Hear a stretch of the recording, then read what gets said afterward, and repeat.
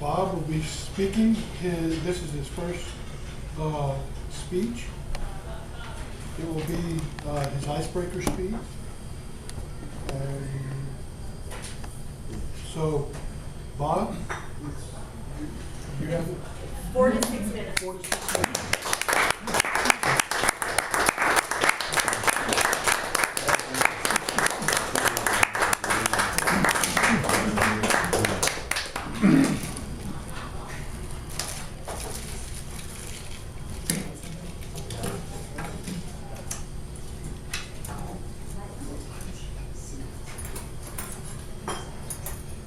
My speech is about how an incident in one's life can change how they show up for humanity and the future and for other people.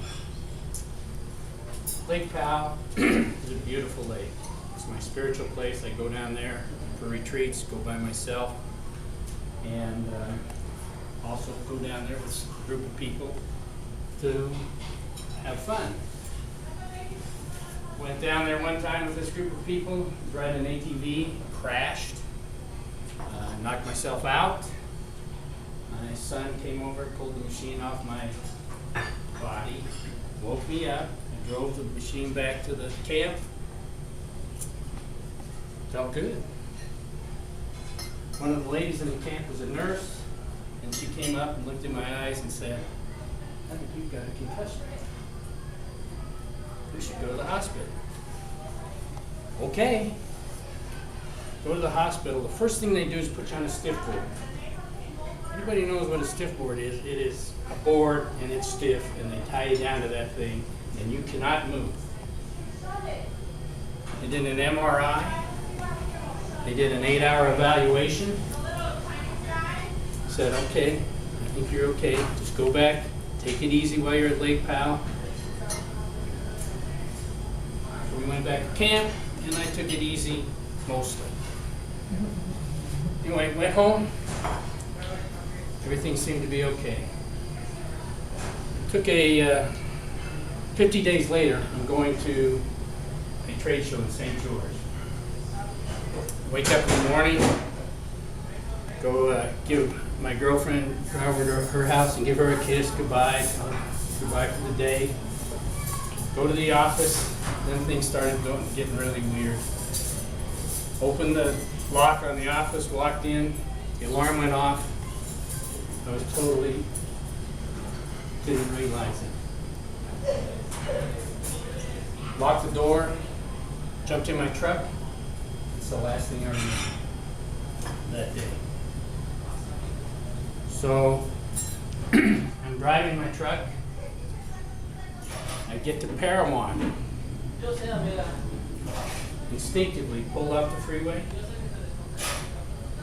pulled into town, sideswiped a car that a lady had just gotten out of, hit a telephone pole, ended up in a field.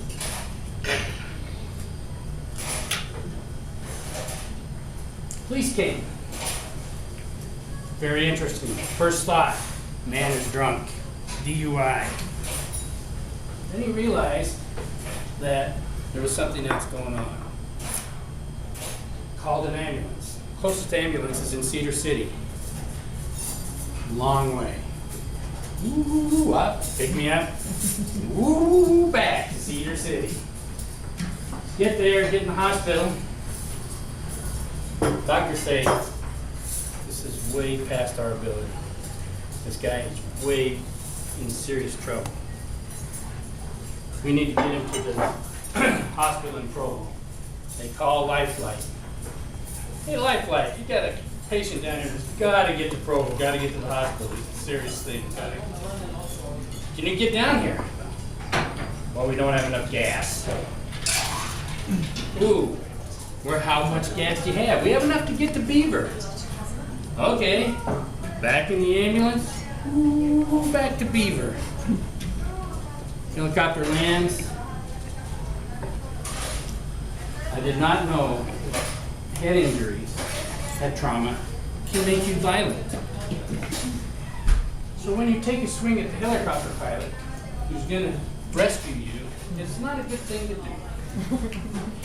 So got back to Provo.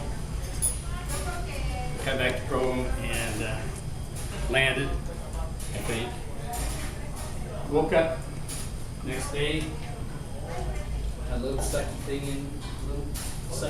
here, a little ball. Had a hole in my head. Didn't recognize anybody. A lot of people there didn't recognize any of them. Next day, started to recognize people and put names to them. 3 months later, did pretty good. However, I couldn't remember your name. If I got introduced to you, as soon as I turned around, it was gone. Now a year later, I came back. Now I am where I'm at. I still forget names. And I use the crash as the reason, not that I'm old. Out of this, I really got the idea that I'm here for another reason. My purpose, I was very self-centered early before that. And it came to me through some meditation and things, spiritual things that I started to do, that my reason to be here is to serve humanity. I'm not wealthy, but I do a lot of things, volunteer work. And the way I look at it is that it's a ripple effect. The thing I do ripples out, ripples out, ripples out, and goes out into the universe and helps other people. I want to say that I'm blessed to be here, and I'm grateful to be here. Thank you, and create a great life.